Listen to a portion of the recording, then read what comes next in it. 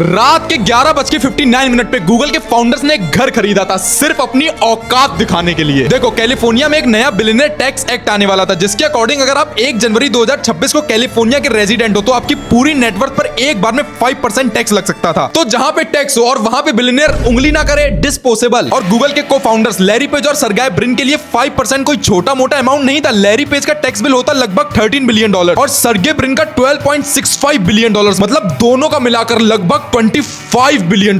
सिर्फ इसीलिए क्योंकि नए साल के पहले दिन उनके एड्रेस पर कैलिफोर्निया लिखा होता। अब देखो क्यों बिलियनियर है। तो ये है एपिसोड 2 ऑफ बिलियनियर प्लेबुक का। एंड देन जो ट्विस्ट आता है ना, क्योंकि उसके बाद स्टार्ट होता है दुनिया का सबसे महंगा घर बदलने का प्लान। लैरी पेज ने कुछ ही दिनों में मायामी में $188 मिलियन की 3 प्रॉपर्टीज खरीद ली, जिसमें कोकोनट ग्रोव में $101 मिलियन का कंपाउंड भी था, जो एलिजेडली 31 दिसंबर की रात को ठीक 11:59 पे खरीदा गया था। मतलब जब पूरी दुनिया काउंटडाउन कर रही थी 10, 9, 8, बट लैरी पेज अपना टैक्स बिल जीरो करने का काउंटडाउन कर रहे थे। उधर सरगेई ब्रिन ने मायामी में $51 मिलियन का मेंशन खरीदा और लेक टाहो के नेवाडा वाली साइट पर $42 मिलियन का लेक हाउस भी ले लिया। अगर बिलियनियर बनना सिर्फ दूसरे स्टेट में घर खरीदने जितना इजी होता ना, तो आज आधी दिल्ली के लोग टैक्स कंसल्टेंट होते। क्योंकि कोर्ट सिर्फ ये नहीं देखता आपका घर कहां है, वो ये भी देखता है कि आपकी कंपनीज कहां रजिस्टर्ड है, आपका फैमिली ऑफिस कहां से ऑपरेट करता है, आपकी मैक्सिमम रातें कहां स्पेंड होती हैं, और टेक्निकली आपकी पूरी जिंदगी चल कहां से रही है। इसीलिए इन्होंने सिर्फ अपना घर नहीं बदला, इन्होंने अपनी पूरी फाइनेंशियल आइडेंटिटी कैलिफोर्निया से उखाड़ दी। लैरी पेज ने सिर्फ 10 दिनों के अंदर अपनी कैलिफोर्निया एलएलसी डिसॉल्व कर दी। सरगेई ब्रिन ने तो उससे भी ज्यादा कंपनी शिफ्ट कर दी और दोनों की ज्वाइंट कंपनी टीरेक्स एलएलसी उसी क्रिसमस ईव पे नेवाडा शिफ्ट कर दी गई। सिर्फ 10 दिनों के अंदर घर, कंपनीज, ऑफिसेस, पूरी फाइनेंशियल लाइफ शिफ्ट, ताकि $25 बिलियन का एक टैक्स बिल अवॉइड किया जा सके। और इसी ऑपरेशन में इन्होंने लगभग $250 मिलियन